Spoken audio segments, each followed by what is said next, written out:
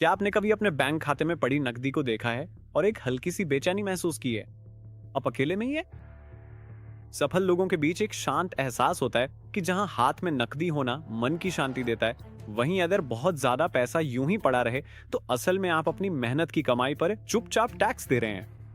मुद्रास्फीति लगातार आपके पास मौजूद हर एक मुद्रा की क्रय शक्ति को कम करती रहती है। अगर आपकी नकदी सक्रिय रूप से बढ़ नहीं रही है तो आपकी संपत्ति असल में पीछे जा रही है। स्वागत है, मैं कुणाल हूं ईपीके कैपिटल। ईपीके कैपिटल में हम पीढ़ियों के लिए संपत्ति बनाते हैं।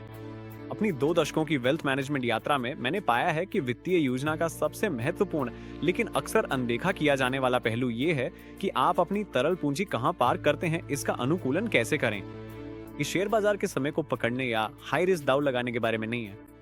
ये आपके सुरक्षा जाल को रणनीतिक बुद्धिमत्ता के साथ प्रबंधित करने के बारे में है।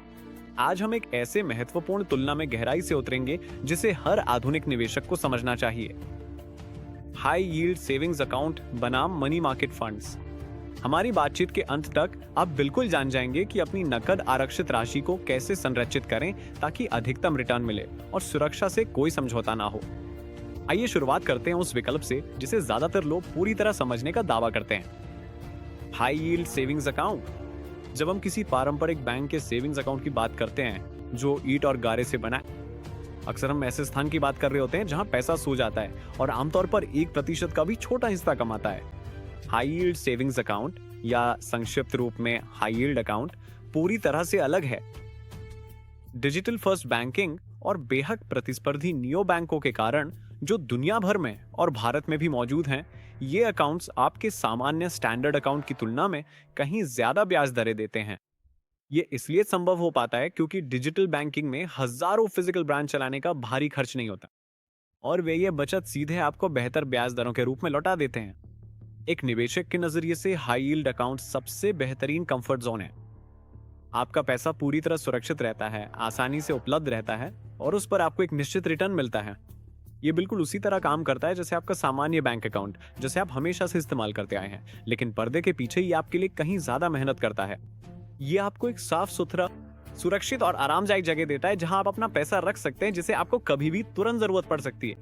अब आइए एक ऐसे विकल्प की ओर बढ़ते हैं जिसे कई संपन्न परिवार इस्तेमाल करते हैं, लेकिन आम जनता के लिए ये हैरान करने वाला रूप से गलत समझा जाता है, मनी मार्केट फंड्स।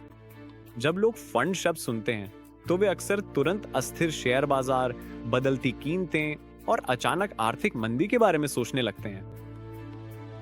मैं चाहता हूं कि इस गलतफहमी को अभी दूर कर दूं। मनी मार्केट फंड्स शेयर बाजार में निवेश नहीं होते। ये एक खास बेहद कम जोखिम वाली म्यूचुअल फंड्स की श्रेणी है जिन्हें खास तौर पर पूंजी की सुरक्षा के लिए बनाया गया है।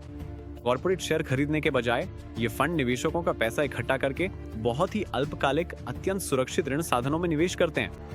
हम बात कर रहे हैं सरकारी ट्रेजरी बिल्स, बड़े वाणिज्यिक बैंकों के सर्टिफिकेट ऑफ डिपॉजिट और शीर्ष स्तर की कंपनियों द्वारा जारी उच्च ग्रेड कमर्शियल पेपर जैसी चीजों की। मूल रूप से आप अपना पैसा उन संस्थाओं को उधार दे रहे हैं जो लगभग निश्चित रूप से उसे वापस करेंगी, और वो भी बहुत ही कम समय के लिए, अक्सर कुछ दिनों से लेकर कुछ महीनों तक, चाहे वो वैश्विक स्तर पर हो या भारतीय वित्तीय परिदृश्य में। मनी मार्केट फंड्स नियमित रूप से बहुत प्रतिस्पर्धी रिटर्न देते हैं जो अक्सर 6 से 7% के बीच खूबसूरती से बने रहते हैं। ये मौजूदा बाजार परिस्थितियों पर निर्भर करता है। ये एक परिष्कृत संस्थागत स्तरीय विकल्प प्रदान करते हैं जिसमें आप अपनी नकदी पार कर सकते हैं और ये पारंपरिक बैंकिंग बिचौलियों को पूरी तरह से दरकिनार कर देता है। अब बोनस के तौर पे मैंने हाई नेटवर्थ एनआरआईज के लिए 7 महंगे टैक्स ट्रैप्स पर एक गहन गाइड तैयार की है जो बचाव और अनुपालन पर एक रणनीतिक रिपोर्ट है। आप इसे बस डिस्क्रिप्शन में दिए गए लिंक पे क्लिक करके डाउनलोड कर सकते हैं। आइए अब अपनी चर्चा को आगे बढ़ाते हैं। ये हमें मुख्य मुकाबले पर ले आता है, कैसे इन दोनों विकल्पों में यील्ड और ब्याज दरें वास्तव में काम करती हैं। इस बात को सही मायनों में समझने के लिए हमें यह देखना होगा कि ये दोनों विकल्प व्यापक अर्थव्यवस्था के प्रति कैसे प्रतिक्रिया करते हैं। कमर्शियल बैंक कुख्यात रूप से धीरे धीरे अपनी सेविंग्स अकाउंट की ब्याज दरें बढ़ाते हैं जब सेंट्रल बैंक ब्याज दरें बढ़ाता है, लेकिन जब दरें गिरती हैं तो वे उन्हें बेहद तेजी से घटा देते हैं। उन्हें अपने मुनाफे के मार्जिन की रक्षा करनी होती है। वहीं दूसरी ओर मनी मार्केट फंड सीधे सीधे लाइव डेट मार्केट की नब्ज से जुड़े होते हैं।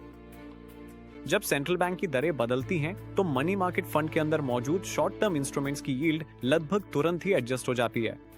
आइए एक साधारण वास्तविक जीवन के उदाहरण से समझते हैं कि यह सब कैसे होता है।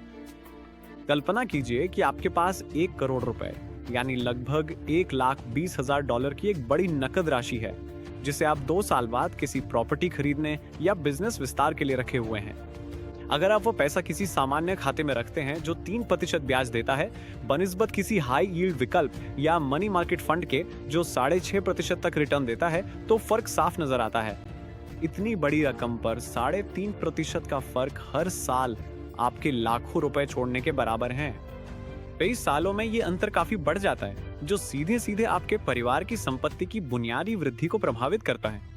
बेशक रिटर्न का कोई मतलब नहीं अगर सुरक्षा और तरलता ना हो, तो चलिए दोनों विकल्पों को कड़ी सुरक्षा जांच से गुजारते हैं। जब आप अपना पैसा हाई यील्ड सेविंग्स अकाउंट में रखते हैं, तो आपकी सबसे बड़ी सुरक्षा सरकारी डिपॉजिट इंश्योरेंस होती है। भारत में deposit insurance and credit guarantee corporation के तहत आपके बैंक डिपॉजिट प्रति बैंक 5 लाख रुपए तक बीमित होते हैं। दुनिया भर में एफडीसी जैसी व्यवस्थाएं इसी तरह की संरचना $2,50,000 तक प्रदान करती हैं। इसका मतलब है कि अगर बैंक पूरी तरह से डूब भी जाए, तो सरकार उस कानूनी सीमा तक आपको पैसा दिलाने के लिए आगे आती है। मनी मार्केट फंड्स में सरकारी बीमा नहीं होता, लेकिन वे आपको पूरी तरह अलग तरीके से सुरक्षा देते हैं, बड़े पैमाने पर विविधता और अत्यधिक क्रेडिट क्वालिटी के जरिए। एक ही बैंक में अपने सारे पैसे रखने की बजाय मनी मार्केट फंड आपका पूंजी दर्जनों संप्रभु और अत्यंत सुरक्षित कॉर्पोरेट ऋणों में फैला देता। इसकी संरचनात्मक सुरक्षा बेहद उच्च स्तर की होती है। जहां तक तरलता की बात है, यानी आप आपातकाल में कितनी जल्दी अपना पैसा निकाल सकते हैं, दोनों ही शानदार प्रदर्शन करते हैं, लेकिन इसमें थोड़ा सा संचालनात्मक अंतर होता है। एक सेविंग्स अकाउंट आपको ऑटोमेटेड टेली मशीन या मोबाइल ऐप चेक ट्रांसफर के जरिए तुरंत पैसा निकालने की सुविधा देता है। मनी मार्केट फंड आमतौर पर रिडेम्पशन रिक्वेस्ट मांगता है, जो सामान्यतः 1 कार्य दिवस के भीतर निपट जाता है। ये एक बेहद छोटी सी समझौता है, लेकिन इसके बदले में आपको काफी बेहतर रिटर्न मिलता है। वेल्थ मैनेजमेंट में एक पुराना और महत्वपूर्ण नियम है। मुद्दा ये नहीं है कि आप कितना कमाते हैं, असली बात यह है कि सबका हिस्सा कटने के बाद आपके पास वास्तव में कितना बचता है। यही हमें टैक्स के छुपे हुए असर तक ले आता है, जो अगर आप सावधान न रहें तो चुपचाप आपके रिटर्न को खत्म कर सकता है। कई क्षेत्रों में, जिनमें भारत भी शामिल है, एक सामान्य बैंक खाते से मिलने वाले ब्याज पर कुछ कर कानूनों के तहत एक निश्चित सीमा तक मामूली छूट मिलती है, लेकिन उस छोटी सीमा से अधिक मिलने वाला कोई भी महत्वपूर्ण ब्याज सीधे आपके नियमित आय में जोड़ दिया जाता है और आपकी व्यक्तिगत स्लैब दर पर टैक्स लगाया जाता है। एक उच्च आय वाले निवेशक के लिए इसका मतलब है कि आपके ब्याज का एक बड़ा हिस्सा टैक्स में कट सकता है। मनी मार्केट फंड्स को डेट म्यूचुअल फंड्स के रूप में वर्गीकृत किया जाता है। आपको मिलने वाले रिटर्न्स पर टैक्स आपके होल्डिंग पीरियड और मौजूदा नियामक दिशा निर्देशों के आधार पर लगाया जाता है। शॉर्ट टर्म कैश पार्किंग के लिए इन लाभों पर आमतौर पर आपकी इनकम स्लैब के अनुसार ही टैक्स लगता है। हालांकि असली रणनीतिक लाभ इस बात में है कि फंड के अंदर यील्ड को कैसे कंपाउंड और मैनेज किया जाता है, जिससे आप इन लाभों को कब महसूस करें, इसका सामरिक समय तय कर सकते हैं। जब आप पीढ़ी दर पीढ़ी संपत्ति प्रबंधित करने की सोच रहे हैं, तो इन सूक्ष्म टैक्स बारीकियों को समझना ये सुनिश्चित करता है कि आप अप्रभावी संरचनाओं के कारण अनजाने में अपनी पूंजी को क्षय नहीं कर रहे हैं। तो अब सवाल यह है कि हमें सारी शैक्षिक जानकारी को आपकी व्यक्तिगत वित्त के लिए एक अत्यंत व्यावहारिक और क्रियाशील रोडमैप में कैसे बदलें। इसका रहस्य एक संतुलित विभाजित रणनीति में छुपा है। आपको इसे कभी भी सब कुछ या कुछ भी नहीं जैसी पसंद के रूप में नहीं देखना चाहिए। इसके बजाय अपनी नकदी को 2 अलग अलग बकेट्स में सोचें। पहला बकेट है आपकी तात्कालिक आपातकालीन पूंजी, यानी वो पैसा जिसकी आपको अचानक जीवन शैली से जुड़ी जरूरतों के लिए आवश्यकता पड़ सकती है, चाहे वो चिकित्सा आपातकाल हो या तत्काल संचालन संबंधी जरूरतें। ये बकेट एक भरोसेमंद उच्च ब्याज बचत खाते में होना चाहिए, जहां तरलता तुरंत उपलब्ध हो और जमा बीमा द्वारा गारंटीड हो। दूसरा बकेट है आपकी रणनीतिक निवेश पूंजी, यानी वो पैसा जिसे आप आगामी टैक्स देनदारियों, व्यापार निवेशों या अगले 6 से 12 महीनों में बाजार के अवसरों के लिए रख रहे हैं। ये बड़ा बकेट मनी मार्केट फंड के लिए कहीं अधिक उपयुक्त है, जहां ये बाजार आधारित रिटर्न प्राप्त कर सकता है और मुद्रास्फीति की विनाशकारी प्रकृति से आपकी क्रय शक्ति की सक्रिय रूप से रक्षा कर सकता है।